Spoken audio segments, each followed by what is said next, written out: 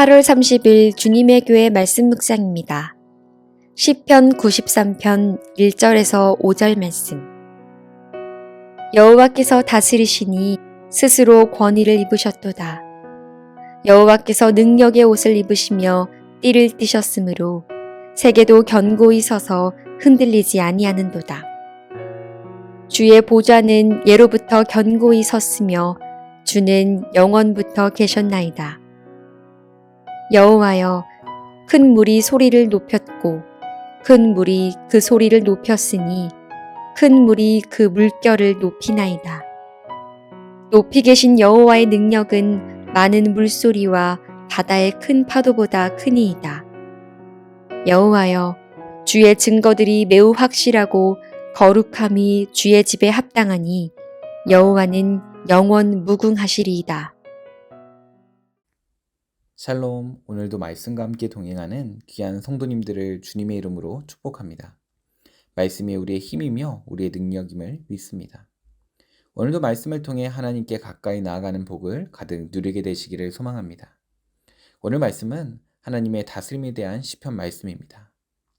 사막에 샘이 넘쳐 흐르리라 라는 찬양을 한 번쯤은 들어보신 분들이 많으실 겁니다. 이 찬양은 이사야 11장과 35장 말씀을 기반으로 쓰여졌는데 그 가사를 살펴보면 이러합니다. 사막에 샘이 넘쳐 흐르리라. 사막에 꽃이 피어 향내리리라. 주님이 다스릴 그 나라가 되면은 사막이 꽃동산되리.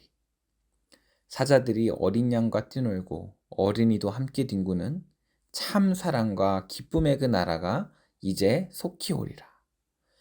무엇이라고 이야기하고 있나요? 주님이 다스릴 그 나라가 되면은 사막이 꽃동산되리. 2절에는 사막이 낙원되리라라고 이야기하고 있습니다. 그 나라가 이제 속히 올 것이라고 찬양하고 있는 것입니다.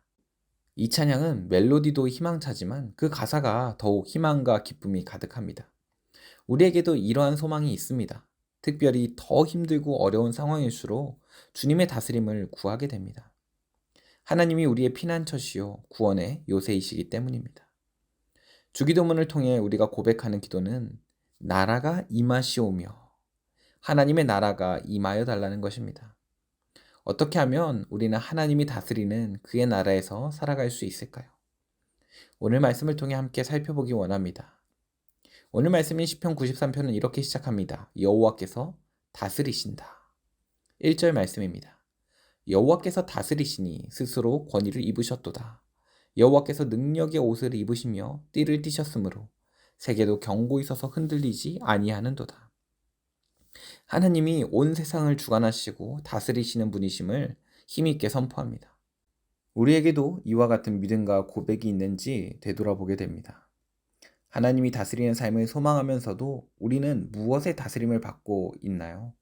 나를 가장 다스리고 있는 것은 무엇인가요?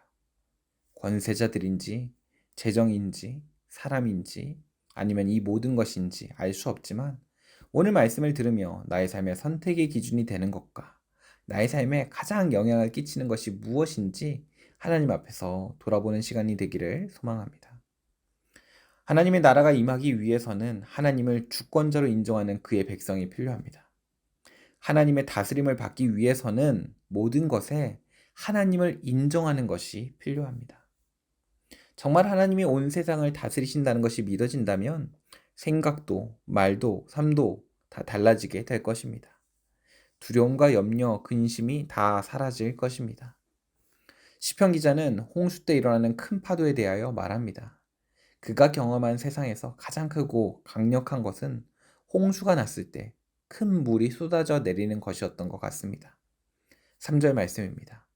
여호와여, 큰 물이 소리를 높였고 큰 물이 그 소리를 높였으니 큰 물이 그 물결을 높이나이다.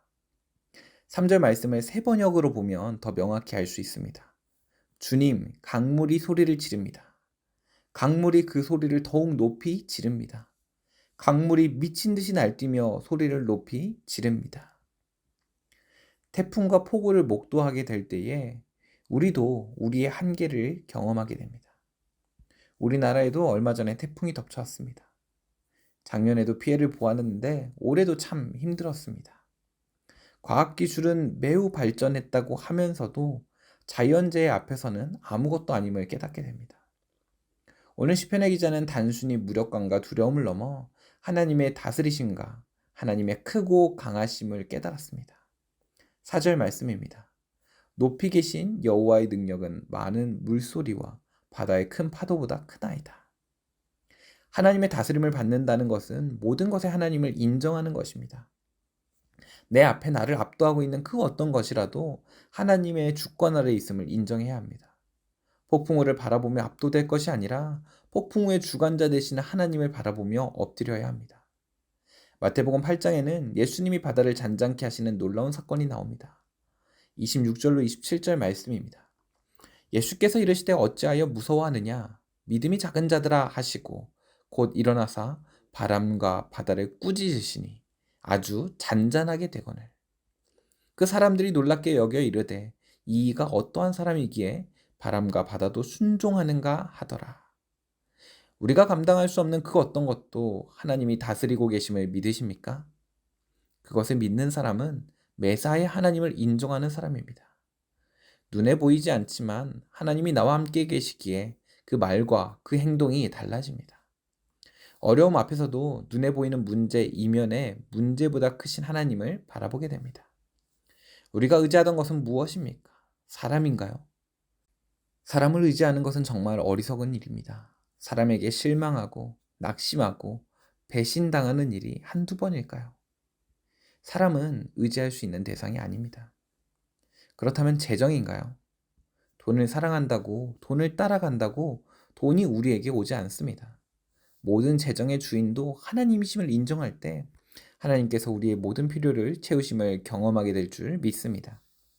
시편의 기자는 이렇게 고백합니다. 5절 말씀입니다. 여호와여 주의 증거들이 매우 확실하고 거룩함이 주의 집에 합당하니 여호와는 영원 무궁하시리이다. 세 번역으로 보면 이렇게 더 명확하게 말하고 있습니다.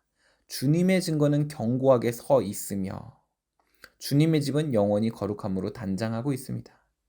하나님이 이 세상을 다스리고 계십니다.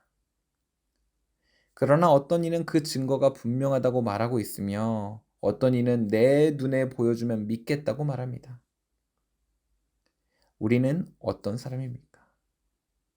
이미 이 세상에 하나님이 이 땅을 다스리시는 증거가 분명하다고 말하고 있는 사람인가요? 아니면 내 눈에 하나님을 보여주어야 믿겠다라고 말하는 사람인가요?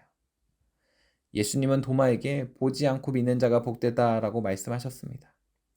믿음의 눈을 들면 꽃 한 송이에도 하나님의 다스리심을 느낄 수 있습니다. 오늘 어떤 하루를 보내십니까? 오늘 누구를 만나십니까? 오늘 어떤 일정이 있으신가요? 내 모든 일정과 만남 가운데 하나님의 다스리심을 누리고 싶다면 그 자리와 시간이 하나님을 인정하는 시간이 되어야 할 줄 믿습니다. 오늘 하루 하나님과 동행하며 하나님의 증거를 가득 발견하게 되는 축복이 있길 소망합니다. 기도하겠습니다. 좋으신 하나님, 기쁠 때나 슬플 때나 언제나 우리와 함께 하시며 우리를 다스리시는 하나님을 기억하고 인정하게 하옵소서. 우리를 너무나 사랑하셔서 불꽃 같은 눈동자로 우리를 살피시고 지키시는 하나님을 기억하며 기도하게 하옵소서. 오늘 하루 내 삶의 주님을 초대합니다. 문제 앞에서 문제보다 크신 하나님께 시선을 두게 하시고 언제나 함께 하시는 하나님의 증거들을 발견하는 기쁨 가득한 하루 되게 하옵소서. 우리를 사랑하시는 예수님의 이름으로 기도합니다. 아멘. 오늘 주신 말씀을 붙들고 가정을 위하여 함께 기도의 자리로 나아가겠습니다.